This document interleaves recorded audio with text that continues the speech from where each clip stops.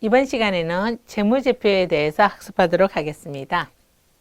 재무제표의 종류에 대해서 살펴볼 필요가 있는데요. 우리가 재무제표에는 크게 재무상태표, 포괄손익계산서 또는 손익계산서, 자본변동표, 현금흐름표, 추석이 있다고 하셨죠? 이 정도는 우리가 알고 계시는 게 좋고요. 처음 듣는 사람은 익숙하지 않죠? 재무제표의 종류, 그죠? 그러니까 우리 회계는 반복이 만복인 것 같아요. 계속 반복하면 자연스럽게 이해가 되는 것 같습니다. 자, 재무제표로 가는 것은 기업 실체의 외부 정보 이용자에게 기업 실체에 관한 정보를 전달하는 핵심적인 재무보고 수단, 재무보고라고 하는 것은요, 즉 돈에 관한 정보를 제공하는 보고 수단이다 하는 거죠. 그래서 투자자와 채권자를 포함한 다양한 정보 이용자의 공통적 정보 요구를 위해서 작성되는 일반 목적 재무제표가 있는데요. 모든 목적을 의미하는 것은 아니며 재무제표가 모든 정보 이용자의 요구를 동일하게 충족시켜 줄 수는 없습니다. 그렇지만 기업의 돈에 관한 모든 정보는 회계 기준에 준해서 충실하게 다 표현되어 있고요. 그 정보를 받아들이는 사람의 개인의 지식 수준이라든지 이해 정도에 따라서 다양한 결과가 나올 수 있겠죠. 예를 들어서 여러분들 이런 경우 있죠. 똑같은 정보를 가지고 투자를 했는데요. 어떤 사람은 이익을 보고 어떤 사람은 손해를 볼 수가 있잖아요. 근데 그 정보의 해석 능력은 책임지지 않는다는 거죠. 그래서 기업의 회계 기준에 따라서 작성되는 대표적인 보고서가 재무제표가 있다 하는 거죠. 그러면 재무제표의 종류로서 가장 기업의 돈에 관한 정보를 많이 담고 있는 것이 재무상태표예요. 재무상태표. 자, 재무상태표 이해 가겠는데요. 재무상태표라고 하는 것은 일정 시점에 있어서 이때 일정 시점은 언제를 말하느냐면요. 앞에서 우리가 회계기간 공부하셨죠? 1월 1일부터 12월 31일까지라 그랬죠. 그죠? 이때 12월 31일 끝나는 시점을 우리가 결산 시점이라 그러고요. 결산. 이 결산 시점에 기업의 재무 상태에 관한 정보를 다 압축한 것을 우리가 재무상태표라고 하는데 이때 일정 시점이라고 하는 것은 어느 시점? 요 시점. 그래서 저는 이런 말을 많이 사용하거든요. 재무상태표를 잘 만들고 싶다 그러면요. 이 결산 막판이 중요하다. 즉 이런 얘기를 해요. 여러분들이 왜 우리가 스포츠 경기 보다 보면 계속 지고 있다가 마지막에 축구 경기를 쳐다볼 때 어때요? 제가 이제 축구 경기 요즘 많이 이렇게 열중하다 보니까 막판이 중요한 걸 계속 쥐고 있다가 막판에 한 골 딱 넣으면 어때요? 뭐 승리를 이끄는 경우도 있잖아요. 그죠? 이때 우리가 막판 한 게임에 끝난다는 거죠. 그래서 재무상태표는요. 마지막에 쭉 사업을 하다가 마지막 결산 시점에 어떻게 정리를 하느냐에 따라서 기업의 돈에 관한 이미지가 달라지는 거죠. 그래서 재무상태표는 일정 시점에 있어서 기업의 재무상태, 즉 재산 상태를 나타내는 표를 말한다고 볼 수 있고요. 재무상태표의 구성 요소는 크게 세 가지가 있답니다. 자산, 부채, 자본의 이 세 가지의 상태를 의미하는 것이라고 볼 수 있고 이때 일정 시점이라고 하는 것은 일반적으로 회계기간 말 결산 시점을 말하는 것이라 그랬죠. 그래서 재무상태표는 회계기간 말에 있어서 기업의 자산, 전재산, 자산은 전재산이에요. 부채, 대출받은 돈, 빚진 돈, 자본, 회사 돈의 변동에 관한 정보를 나타내는 표라고 하는데 이 재무상태표는요. 다른 말로 표현하면은 그 회사의 재산상태표라고 생각하시면 돼요. 그래서 전재산은 여러분들의 전재산은 회사의 전재산은 어떻게 이루어졌냐면요. 빌린 돈도 들어있고요. 빌린 돈, 빚진 돈. 그 다음에 내 돈도 들어있고 회사 돈도 들어있어서 전재산을 이루었다 하는 것인데 중요한 내용은 이 재무상태표 등식 자산은 이꼴 부채 플러스 자본 다른 말로 회계 등식이라고 합니다. 회계 등식. 중요하다 이 말이에요. 이거 자산은 이꼴 부채 플러스 자본.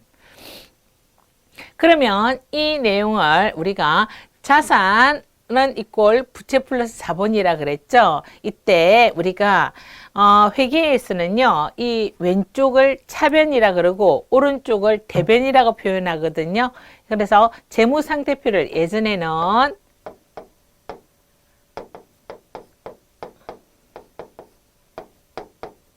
대차 대조표라고 표현했어요. 즉 뭐다? 자, 왼쪽은 차변, 오른쪽을 대변 이라고 했잖아요, 제가. 근데 예전에 뭐라고 표현했다? 대차를 대조한다 그랬어요. 그래서 먼저 말했던 거 보니까 대변이 좀 중요한가 봅니다. 그러면 이제 우리가 국제회계 기준으로 변형되면서 재무상태표라는 이름이 바뀌었는데요. 이때 대변의 부채는요, 빚진 돈이에요. 빚졌다. 이 부채는 언젠가는 갚아야 될 돈이에요. 언젠가 갚아야 된다는 날짜도 정해져 있어요. 600이에요. 자, 근데 자본은요, 갚는 날짜가 없어요. 갚는 날짜가 없으니까 갚을 필요가 없는 돈이다 이 말이죠. 그러면 이 회사의 재무상태표를 딱 제시를 하면 정보 이용자들은요, 회사가 사업에 필요한 돈을 어떻게 조달했는가를 알 수 있어요. 아, 이 회사는 빚진 돈 600하고 자기 돈 900 가지고 전 재산을 이루었구나 이렇게 보는 거예요. 그래서 앞에서 제가 재무상태표 등식 자산은 이꼴 부채 플러스 자본, 이것을 다른 말로 회계 등식이라고 했잖아요. 중요하다 그랬죠. 그죠? 그러면 자, 재무상태표에 부채를 자본보다 먼저 표시하는 이유는 무엇일까? 자, 항상 보면 재무상태표를 보시면요, 이 부채가 자본 위에 있어요. 그 이유는요, 다 이 숫자가 말을 하고 있어요. 이 말은 이 부채를 갚을 돈은 뭐 어디에 있어요? 자산 가지고 부채 갚을 수 있죠, 그죠? 그런데 이때 빌려준 사람이 내 돈 다오 하면은요, 부채부터 먼저 주라는 거예요.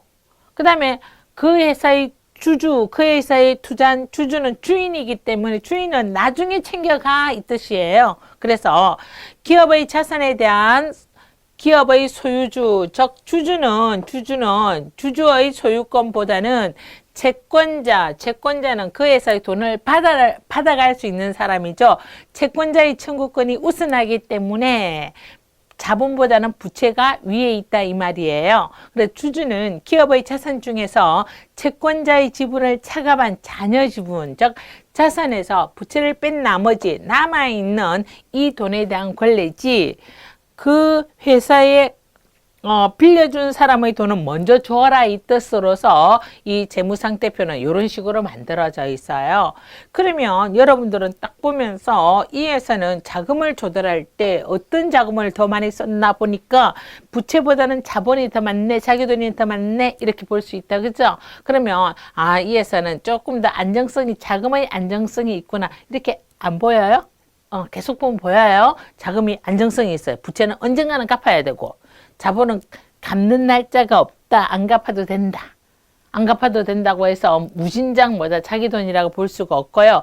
부채는요, 이자가 나가요. 이자는요, 그 회사가 사업이 잘 되든 안 되든 이자는요, 사정을 도와주지 않아요. 이자는 노는 날이 없어요. 그죠? 잠도 안 자요. 그래서 사업의 상태를 고려하지 않고 언젠가는 갚아야 될 돈이고 그도 이자를 나가는 돈이다. 이렇게 재무상태표를 보면서 이해를 하시면 되고요. 자본은요, 뭐 한다? 갚는 날짜는 없지만 뭘 해야 된다? 배당을 줘야 돼요. 저 투자한 사람의 지분만큼 배당을 주는데요. 회사가 존재하는 한 영원히 배당을 줘야 되는 거예요. 그리고 이제 우리가 빚진 돈도 들어있고 투자받은 돈, 회사 돈도 들어있지만 이 돈의 자산은 이 자산의 내역을 보면서 이 회사는 이 조달된 돈을 쓰고 있는데 이 자산의 항목들이 미래에 더 큰 돈을 벌어올 수 있을지, 또 자산이 돈을 까먹고 있는지 이런 것도 볼 필요가 있어요. 자산을 통해서 그 회사의 장래 수익성도 판단해 볼 수 있는 가장 기업의 돈에 관한 정보를 가장 많이 담고 있는 보고서가 재무상태표라고 저는 말하고 싶어요. 그러면 재무상태표는 어떻게 구성되어 있느냐 보면은요, 재무상태표의 구성 요소는 크게 자산, 즉 이해가 어려우면 전재산 이렇게 생각하시면 돼요. 부채, 빚진 돈, 그죠? 자본, 투자받은 돈 또는 회사 돈이라고 볼 수 있어요. 자산은 크게 어떻게 나누어지냐면 1년을 기준으로 해서요. 유동자산과 비유동자산으로 나누어지는데 유동자산은 1년 이내에 현금화할 수 있는 자산을 유동자산이라 그래요. 비유동자산은 1년 이후에 현금화되는 자산을 비유동자산이라고 하는데요. 우리가 유동자산은 1년 이내에 현금화되는 자산 내용으로서 당좌자산과 재고자산이 있고요. 비유동자산, 1년 이후에 현금화되는 자산으로서 투자자산, 유형자산, 무형자산, 기타 비유동자산이 있는데요. 이건 뒤에 가서 설명할 거예요. 지금에는 큰 그림만 얘기할게요. 그러면 1년 안에 현금화할 수 있는 자산을 샀다, 1년 이후에 현금화될 수 있는 자산을 샀다 하면 그 자산을 구입하는 돈이 필요하죠. 돈을 만약 대출을 받았다면 유동부채는 1년 이내에 갚아야 되는 부채고요. 비유동부채는 1년 이후에 갚아도 되는 부채예요. 그러면 우리가 내가 유동자산을 구입할 때는 1년 이내에 갚아야 되는 부채를 가지고 구입하는 게 좋겠죠. 그죠? 그 다음에 비유동자산, 건물을 짓는다 그러면 1년 이후에 갚아야 되는 대출을 빌려서 해야 되겠죠. 그죠? 그 내역을 재무상태표가 다 말을 해주고 있어요. 그 다음에 자본은 이렇게 회사 돈이에요. 갚을 이유가 없죠. 그죠? 배당을 주는데, 우리가 기업액의 기준에서는요, 자본을 크게 5가지로 나누어지는데, 자본금, 자본잉여금, 자본조정, 그 다음에 기타 포괄 손익 누계액, 이익잉여금 5가지가 있는데요. 요 내용은 후반부에 가서 좀 더 상세하게 설명할 것이다 하는 거 참고적으로 알아두시기 바랍니다. 그러면 우리가 재무상태표를 통해서 얻을 수 있는 정보는요, 그 회사의 총자산 규모가 중요하다 하는 거죠. 자, 총자산 규모를 총자산 전체 합계가 얼마인가? 유동자산, 비유동자산 합해서 총자산 규모. 우리나라는 총자산의 규모를 크게 보거든요. 전재산이 얼마냐? 이런 것을 알 수 있다는 거죠. 그 다음에 자본과 부채의 규모를 통해서, 자, 부채는 갚아야 될 돈이고 자본은 갚는 날짜가 없다 그랬죠. 그러면 지금 매출이 떨어지고 있다 그러면 부채보다는 뭐다? 자본이 많을수록 좋겠죠. 그죠? 매출도 떨어지는데 부채가 너무 많다면 부채는 뭐가 있다 그랬어요? 무서운 게 이자라 그랬어요. 이자는 사정을 안 봐준다 그랬어요. 그죠? 그래서 쉬지도 않고 계속 뭐다? 이자가 나가야 되니까 여러분들은 부채의 규모가 너무 클 때는 그 회사는 자금이 안정성 있는 자금으로 사업하고 있다고는 볼 수 없다 하는 것을 알 수 있죠. 그러면 이 자본하고 부채의 상태를 재무구조라고 표현하지 않은데 재무구조가 건전한지 부채가 많은지 자본이 많은지 그 건전성 규모도 알 수 있고요. 적절한 유동성 규모도 알 수 있다. 유동성이라고 하는 것은요. 자, 우리 매스컴에 일하는 신문기사에서 계속 나오죠. 기업의 유동성이 문제다 이런 말 나오잖아요. 유동성은요. 의미는 그냥 간단히 표현하자면 유동성은 현금화되는 속도, 돈 되는 속도예요. 자, 팔았다 그러면 돈이 빨리빨리 회전이 되면은 그 돈 가지고 또 만들어 팔고 반복하겠죠. 그죠? 그래 현금화되는 속도인데 이 속도가 뭐 할 만큼 유동부채가 앞에 뭐라 그랬죠, 제가? 유동부채는 1년 이내에 갚아야 될 부채라 그랬죠. 유동자산은 1년 이내에 현금화될 돈이라 그랬죠. 결산 때 1년 이내에 갚아야 되는 부채만큼 1년 이내에 갚을 돈을 마련해야 된다는 거죠. 그게 맞아떨어져야 그 기업이 어때요? 부도가 안 나는 거예요.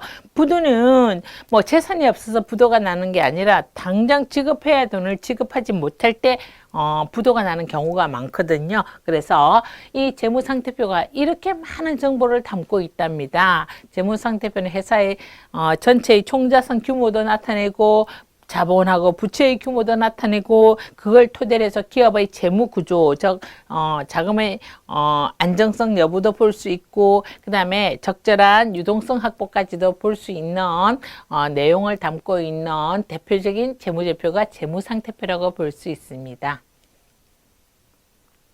그러면 재무상태표의 양식 해가지고 재무상태표의 양식은 다른 말로 재무상태표의 형식이라고 볼 수 있죠. 형식은 크게 두 가지가 있는데 둘 다 인정되고 있습니다. 현재 재무상태표 양식은 두 가지가 있는데 지금 여기서 말하는 T자형이라고 되어 있죠. 일정 시점에 있어서 재무상태를 자산, 부채, 자본 관점에서 나타내는 것으로서 T자형을 나타낸다 되어 있죠. T자형은 이렇게 나타내는 거 있죠. 앞에서 나왔잖아요. 이렇게 재무상태표 해가지고요. T자 표시했잖아요. 자, 차변의 자산, 대변에 뭐가 있었죠? 자금 조달, 부채 있었고요. 또 뭐가 있었죠? 자본이 있었어요. 부채, 자본. 이런 식으로 T자를 표현하는 거죠. 이런 것을 우리가 계정식이라 그래요. 이런 양식을 뭐라 그런다? T자형을 계정식이라고 표현해요. 지금 현재 기업들이 계정식도 인정하고 있어요.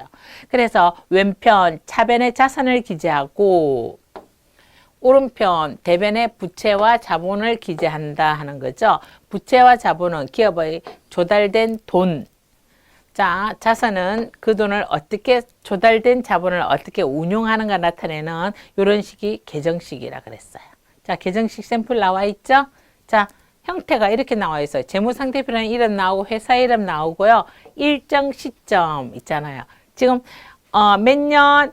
12월 31일 현재 시점이죠. 결산 시점에 자산, 부채, 자본의 상태를 나타낸 것이다 볼 수 있죠. 그래서 우리가 재무상태표 등식은 앞에서 얘기했죠. 어떻게 이루어져 있죠?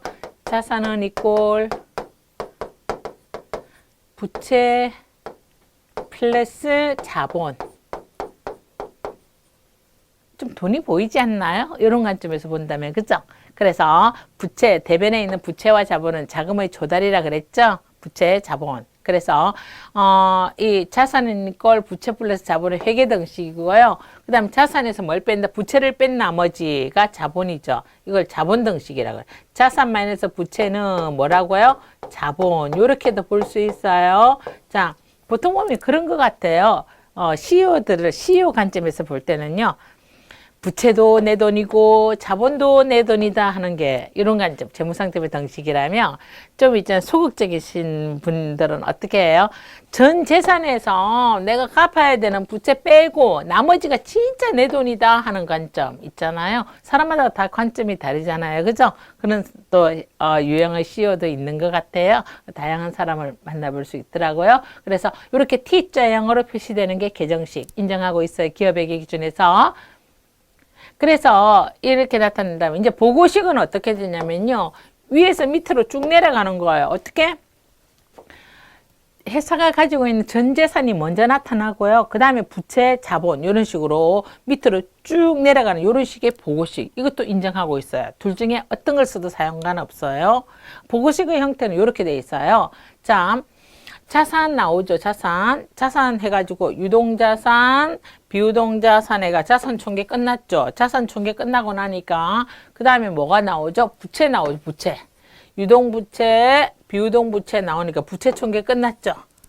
그 다음에 또 내려가니까 뭐 이제 자본 해가지고 자본 총계. 어때요?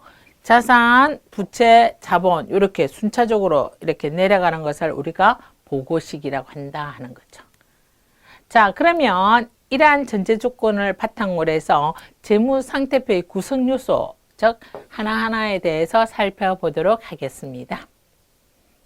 자, 우리가 기업에서는요. 자산을 크게 어떻게 분류하면 1년을 기준으로 해서 자산은 제가 뭐라 그랬죠? 우리 회사가 가지고 있는 돈으로 환산할 수 있는 가치 있는 현재 결산 시점에 돈으로 환산할 수 있는 가치 있는 것들은 다 자산이라고 표현하는 거예요. 자산.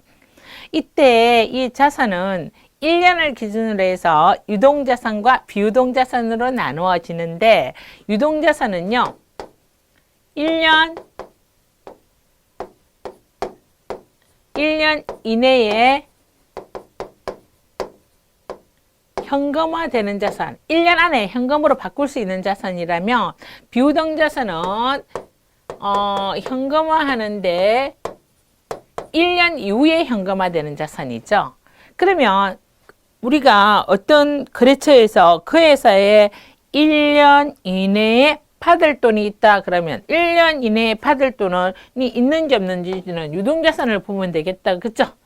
그 다음에 비유동자산이 아무리 많아도 유동자산이 너무나 적으면 유동부채보다 너무 적으면 부도도 날 수 있어요. 그래서 유동성이 문제다 이런 말을 하잖아요. 그래서 그러면 그 업종에 따라서 어떤 기업은 유동자산보다는 비유동자산이 많은 기업이 더 장기적으로 수익성이 나는가 하면은요. 또 어떤 기업은 유동자산이 더 많아야 되는 경우도 있고 뭐에 따라서 상황에 따라서 전체 자산 구성이 좀 다른 형태를 보이고 있는 경우가 있어요. 유동자산, 즉 1년 이내에 현금화되는 자산은 크게 두 가지가 있어요. 당좌자산과 재고자산. 자, 회계를 공부하실 때요. 회계 원리 이 과정에서 회계 좋아하는 사람 별로 없더라고 제 주변에는요. 회계하면은 그냥 저 얼굴 딱 보면서 그런 걸 왜 하느냐고 하면서 이렇게 하는 사람이 있는데요. 사실 여러분들이요 용어 때문에 힘들어하는 것 같아요. 우리 학생들도 보니까요. 자, 유동자산은 1년 이내에 현금화되는 자산으로서요. 당좌자산은요. 여러분 당장 돈이 되는 자산 이렇게 이해하시면 돼요. 그냥 영어로 뭐 퀵 어셋이니까 퀵은 당장 퀵 있잖아요. 처리되는 거잖아요. 당장 돈이 되는 자산 뭐라 그런다? 당좌자산. 그래서 당장 쓸 수 있는 돈은 당좌자산 이렇게 보시면 돼요. 재고자산은요. 재고자산은 팔리기 전에 대기 상태에 있는 거죠. 즉 뭐다? 지금 안 팔리고 있는데 판매를 위해서 자 지금 바로 팔릴 수 있는 거예요. 그죠? 판매를 위해서 판매 목적으로 대기 상태에 있는 게 재고자산이에요. 그러면 여러분들의 어떤 기업이 유동자산이 많다 그러는데 딱 재무상태표를 보니까 당좌자산보다 재고자산이 많다 그러면 어때요? 재고가 지금 안 팔리고 대기 상태에 막 쌓여 있으면 이 회사는 유동자산은 많지만 현금화할 수 있는 돈은 별로 없구나 이렇게 숫자가 말을 해주고 있어요. 즉 기업이 어려운 게 잘 안 팔려서 어려운 지금 현실이 많거든요. 그래서 여러분들 다시 할게요. 회계는 안 팔리고 있어도 뭘 따라야 된다 그래서 앞에서 기업에게 기준을 따라야 된다 그랬잖아요. 회계 기준에 유동자산 안에 뭐가 있다고 그랬어요? 당좌자산과 재고자산으로 하게끔 되어 있기 때문에 우리는요 회계는 융통성 창의력 발휘하면요 분식회계가 돼요. 분식회계를 하면요 대표이사가 CEO가 국가가 제공하는 호텔에 가셔야 돼. 그게 안 가고 싶으면 마음에 안 들어도 하라고 하는 대로 일방통행으로 따라가야 되니까 안 팔리고 있는 재고자산도 유동자산에 넣게끔 되어 있는 거예요. 그러면 유동자산 안에는 당좌자산과 재고자산인데 당좌자산은 당장 돈이 되는 자산으로서 대표적으로 현금 및 현금성 자산, 즉 돈이에요. 이거는 현금이라 생각하시면 돼요. 뒤에 가서 또 상세하게 하겠지만 매출 채권은 외상으로 팔고 돈 못 받은 뭐 받으면 되잖아요. 그죠? 당좌자산에 넣는 거예요. 재고자산은 판매를 목적으로 대기 상태에 있는 자산으로서 상품, 제품, 반제품, 제공품이 있는데요. 여러분들이 상품과 제품의 차이점은 어떤 거냐면 상품은 내가 팔기 위해서 판매를 위해서 다른 사람이 만들어 놓은 것을 사가지고 오는 것을 상품이라 그러고요. 제품은 내가 직접 만들어서 파는 걸 제품이라 그래요. 예를 들면 자 LG전자 TV가 있는데요. 이 TV가 하이마트에 있으면 하이마트는 안 만들었잖아요. 그죠? LG전자 TV를 안 만들었어. 하이마트에서는 그 TV를 상품으로 회계 처리할 거고요. LG전자 공장이 있는 TV는 LG전자가 직접 만들었을 것 같잖아요. 그러면 제품이라고 표현한다는 거죠. 그래서 우리가 재고자산이 상품이 얼마다 제품이 얼마다 하는 순간 이 회사는 구입해서 팔려고 하는 거 만들어가지고 가지고 팔려고 하는 거 이걸 알 수 있다는 거죠. 반제품은 말 그대로 반쯤 만들어진 상태에서 팔릴 수 있는 거 있잖아요. 지금 다 안 만들었는데 반쯤 만들었는데 누가 사가는 거예요. 사갈 수 있는 제품을 반제품이라 그러고, 제공품은 지금 제조 과정 중에 있는데 반쯤 만들었는데 사갈 사람이 하나도 없어. 그러면 제공품이라 그래요. 그래서 다 팔려고 대기 상태에 있는 거죠. 이것을 재고 자산이라고 하는 거죠. 그래서 여러분들이 기억할 것은, 자, 항상 체계를 갖출 필요가 있어요. 자산은 어떻게 나누어진다? 유동자산과 비유동자산으로 나누어진다. 유동자산에는 뭐가 있다? 당장 돈이 되는 당좌자산과 지금 팔리기 위해서 대기 상태에 있는 재고자산이 있다 하는 거 알아두시고요. 비유동자산은 1년 이후에 현금화되는 자산으로 크게 4가지가 있어요. 투자자산, 유형자산, 무형자산, 기타 비유동자산이 있는데, 투자자산은요 1년 이후잖아요. 1년 이후에 현금화되는 자산인데 목적이 투자 목적이에요. 투자 목적. 자, 지금 뭐예요? 단기 투자가 아니고 장기 투자예요. 그러면 거기 대표적인 예로서 장기 금융상품, 장기 대여금, 매도 가능 금융자산 이렇게 있는데요. 자, 예를 들어서 정기예금을 불입했는데 우리 회사가 여유자금에서 3년 만기 정기예금에 넣어놨다. 이거는 뭐다? 이익을 목적으로 넣어둔 거 있죠? 장기 대여금 돈 빌려준 거예요. 1년 이후다. 자, 우리가 어떤 주식을, 비상장 회사의 주식을, 거래처의 주식을 좀 사뒀다. 아, 투자 목적이다. 그죠? 이런데 만기가 1년 이후이다. 그러면 투자 자산에 들어가는 거죠. 그 다음에 유형자산, 유형은 형태가 있는 자산을 말하는 거예요. 자, 제조업체 같은 경우 유형자산의 규모에 따라서 그 회사의 향후 매출이 달라질 수가 있죠. 유형, 형태가 있는데 어떻다? 반드시 유형의 목적이 우리 회사의 영업, 즉 업무용으로 사용되는 자산으로서 유형자산인 거죠. 토지, 건물, 기계장치, 차량, 운반구 이런 것을 유형자산이라 그래요. 예를 들어서 우리 회사가요. 이런 게 있어요. 우리 회사 내에 종업원들의 기숙사를 지었다 하면 기숙사라고 하는 그 건물은 우리 회사의 영업과 관련이 있죠. 매출과 관련이 있는 기숙사잖아요. 팔기 위해서 기숙사를 만들었어요. 이 기숙사는 유형자산이 돼요.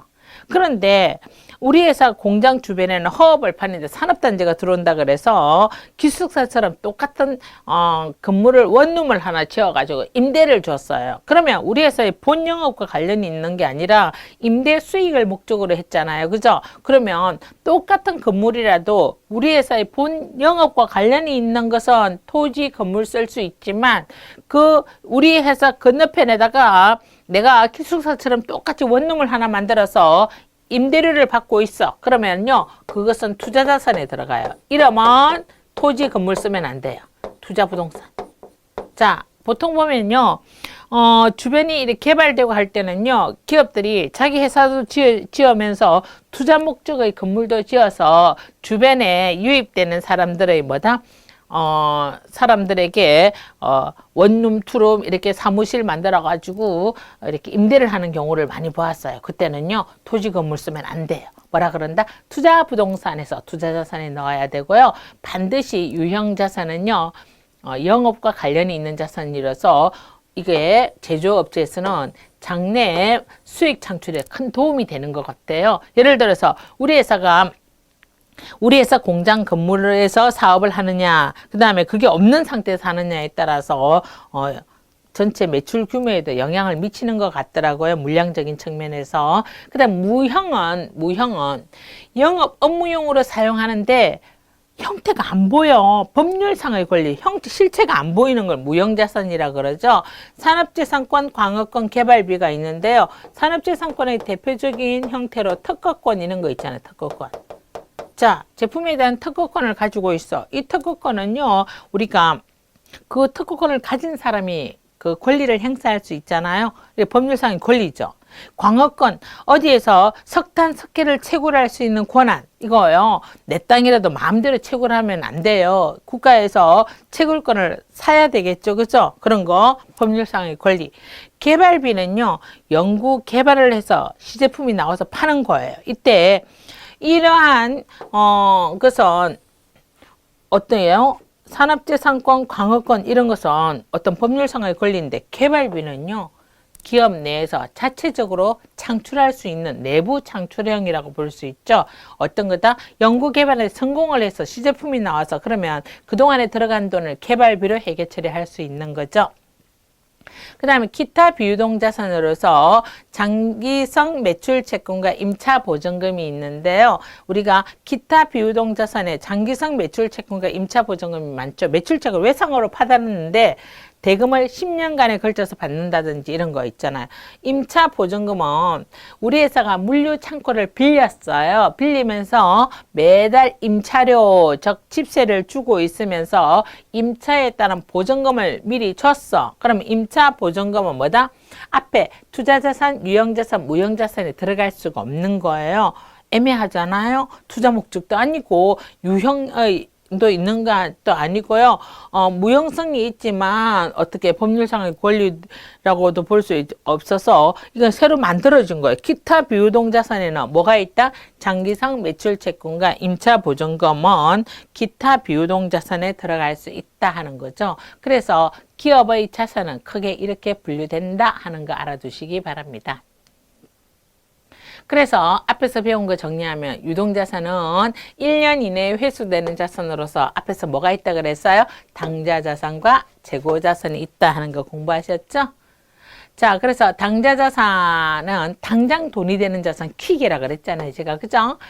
즉시 현금으로 대체할 수 있는 자산으로 가장 대표적인 게 현금, 외상매출금, 대여금이 있다. 이때 현금은 우리가 어떤 거냐면요. 여러분들이 생각하는 현금과 회계에서 말하는 현금은 좀 차이점이 있어요. 회계상 현금은 범위가 커요. 지폐, 동전 등 일상적으로 사용되는 화폐, 그리고 타인 발행 수표, 대표적인 타인 발행 수표는 어떤 게 있죠? 우리 실무에서 쓰는 타인 발행 수표, 당좌 수표, 또 뭐가 있죠? 여행자 수표, 이런 거. 타인이라고는 거래처가 발행하는 거죠. 그 다음에 은행이 발행한 수표, 은행에서 발행해 주는 수표는 자기압 수표라 그래요. 어쨌든 다 뭐다? 타인 발행 수표죠. 이런 거 다 뭐다? 받아가지고 금융기관에 딱 제시하면 바로 현금으로 바꿀 수 있는 거, 이런 것은 다 이거 받았을 때 회계 처리할 때 현금 처리하지 수표 처리 이렇게 안 한다는 거죠. 통화대용정권, 통화가 돈이거든요. 돈 대신에 쓸 수 있는 정권들, 이런 것도 뭐다? 배당금 지급 통지표 이런 거 딱 제출하면 바로 은행 가서 돈 주세요 하면 바꿔주거든요. 이런 거 다 현금으로 본다는 거죠. 당좌예금, 당좌수표를 발행할 수 있는 예금이자 보통예금, 이것도 언젠가는 입출금 되잖아요. 이것도 현금으로 넣고요. 취득 당시 만기가 또는 상환일이 3개월이면요. 여러분 3개월은 또 있잖아요. 이해를 하시면서요. 한 달을 30일로 보아가지고 90일 이내에 현금화되는 현금성 자산도 현금에 넣어요. 그 다음 외상매출금은 이렇게 우리가 상품 제품을 외상으로 팔고 돈 못 받은 거 있잖아요. 대여금은 남에게 빌려준 돈 다 당좌자산에 들어간다 하는 것입니다. 다음으로 재고자산, 판매를 목적으로 이루어지는 자산으로서 앞에서 얘기했죠. 상품과 제품. 상품은 외부에서 매입해가지고 팔려고 가지고 있는 거. 판매 목적으로 직접 만들어진 물건, 제품 다 재고자산에 들어간다 그랬어요. 다음으로 비유동자산. 장기적으로 운용되는 자산이라고 했죠. 장기라고 하는 것은 언제? 1년 이후에 현금화되는 자산으로 크게 투자자산, 유형자산, 무형자산, 기타 비유동자산이 있다 그랬죠. 자, 첫 번째 비유동자산의 첫 번째가 뭐가 있다? 투자자산. 투자 등의 목적으로 보유하고 있는 자산으로 장기적인 투자 이윤을 얻을 목적으로 타 기업을 지배 또는 통제하기 위해서 유휴자금, 즉 여유자금으로 정식이나 활용을 목적으로 보유하는 자산이라 그랬죠. 자, 대표적으로 장기 금융상품, 만기가 1년 이후에 도래하는 정기 정형화된 정기예금과 정기적금 등 다 뭐다? 장기금융상품이라고 볼 수 있죠. 여러분 정기예금과 정기적금의 차이점이 뭐예요? 정기예금은 뭐다? 수시로 이래 넣는 게 아니에요. 목돈을 딱 넣어놓고 그 날짜 되면 바로 뽑아 쓰는 거, 이자하고 원금 뽑아 쓰는 거 예금이고, 적금은 매달 불입하는 걸 적금이라 그래요. 근데 만기가 1년 이후일 때 장기금융상품이라 그래요. 다음으로 유형자산. 유형자산은 자, 업무, 영업용으로 사용하고 있는 자산으로서 외형적인, 물리적인 형태가 눈에 보이는 자산이라 그랬죠. 토지, 건물, 기계장치, 비품이 있는데요. 토지는요, 반드시 우리 회사 영업활동에 소유하고 있는 대지, 임야, 전답, 잡종지 다 영업활동에 사용하고 있으면 토지라 그래요. 영업활동을 위해서 소유하고 있는 건물, 를 말하고, 자, 기계장치는요, 기계장치, 운송설비 다 기계장치에 들어가고, 부속설비도 기계장치에 들어가요. 비품은요, 책상, 의자, 컴퓨터 이런 거 다 뭐다? 영업활동을 위해서 사용하는 거. 자, 그러면 이 컴퓨터, 이런 것도 뭐다? 판매 목적으로 있다. 판매 목적은 뭐다? 재고자산이에요. 투자 목적으로 가지고 있던 투자자산이 목적에 따라서 어떤 자산이 분류가 되는데, 반드시 우리 회사의 본 영업과 관련해서 가지고 있는 자산이어야 한다 하는 것입니다. 다음으로 무형자산. 유형자산과 달리 눈에는 보이지 않는 무형의 자산으로서 장기간에 걸쳐 기업의 이익 획득에 공헌하는 자산을 말한다 되어 있죠. 첫 번째 산업재산권. 산업재산권은 법률상의 권리로서 일정 기간 독점적 배타적으로 이용할 수 있는 권리로서 특허권, 실용신앙권, 의장권, 상표권 이런 것을 산업재산권이라고 합니다. 광업권은 일정한 광구에서 등록을 한 광물과 동광산 중에 부존하는 다른 광물을 채굴하여 취득할 수 있는 권리를 광업권이라고 하고요. 개발비는 자체적으로 창출할 수 있는 자산이라 그랬죠. 신제품, 신기술 등의 개발 단계에서 발생한 지출로서 개별적으로 식별 가능하고 미래의 경제적 효익을 확실하게 기대할 수 있는 것만 자산으로 인정하는 것으로서 개발비가 있다는 것입니다. 다음으로 비유동자산 중에 기타 비유동자산이 있는데요. 이거는 임차 보증금, 이연법인세 자산, 그 다음 장기성 매출채권, 장기성 미수금 등이 있다 하는 거죠. 즉 투자자산, 유형자산, 무형자산에 속하지 않는 비유동자산을 우리가 기타 비유동자산이라고 합니다. 자, 그러면 앞에서 배운 내용을 정리를 한번 해볼까요? 자산은 이꼴 자산은 어떻게 있다? 유동자산과 이 회사는 유동자산 3천만 원 있고요. 비유동자산 4천만 원에서 총 7천만 원이 있다. 이렇게 되어 있죠. 자, 부채, 유동부채 1천만 원에 비유동부채 2천만 원 해가지고 1년 안에 갚아야 될 돈보다 1년 이후에 갚을 돈을 더 많이 빌렸었구나 해서 3천만 원의 빚진 돈이 있고요. 자본은 자본 등식 있었죠. 자본 등식. 자산 총액에서 부채 총액 빼면 전 재산 7천만 원에서 부채 3천만 원에 순수한 자기 돈 4천만 원. 자본을 다른 말로 순자본이라고도 하거든요. 자, 다음으로 부채 가겠습니다. 부채는 어떻게 나온다? 과거의 거래나 사건의 결과로 미래의 특정 실체의 자산이나 용역을 이전하는 특정 실체의 의무, 빚진 돈, 즉 갚아야 할 빚을 말한다 그랬죠. 유동부채도 1년을 기준으로 해서 유동부채와 비유동부채로 나누어진다 그랬죠. 유동부채, 1년 안에 갚아야 되는 부채로서 매입채무, 단기차익금, 미지급금, 비유동부채, 1년 이후에 갚아도 되는 부채로서 사채, 장기차익금, 퇴직금의 충당부채 등이 있다 하는 거죠. 유동부채, 1년 이내에 갚아야 되는 예로서 외상매입금, 상품을 외상으로 구입하고 돈 못 준 거, 차입금은 빌린 돈, 미지급금은 주상거래 이외에서 발생한 채무. 자, 어떤 거냐면요. 자, 우리가 상품을 구입하고 돈 못 줬으면 외상매입금. 여러분들 이때 일반적 주상거래는 세 가지가 있어요. 상품, 제품, 원재료.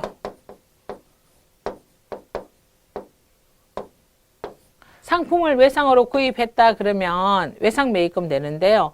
요거 이외의 것, 즉 상품, 제품, 원재료 이외의 것. 예를 들어서 우리 회사가 건물을 구입했다. 그러면 건물 구입하는 매일 구입하는 거 아니죠. 매일 구입하는 상품 제품 이외의 것을 구입하고 돈 못 줬다. 미지급금 되는 거 있잖아요. 미지급금. 그래서 우리가 외상 매입금 얼마 있다. 미지급금 얼마 있다 하면서 그 내용을 딱 보고 그 회사에 뭐 때문에 줄 돈이 있는지를 다 이해를 한다는 거죠. 용어가 통일되어 있기 때문에요. 그 다음에 비유동 부채, 1년 이후에 지급해야 되는 부채로서 사채. 사채는 보통 보면은 회사채를 말하는 거예요. 만기가 1년 이내니까 없으니까 비유동 부채에 들어간다는 거죠.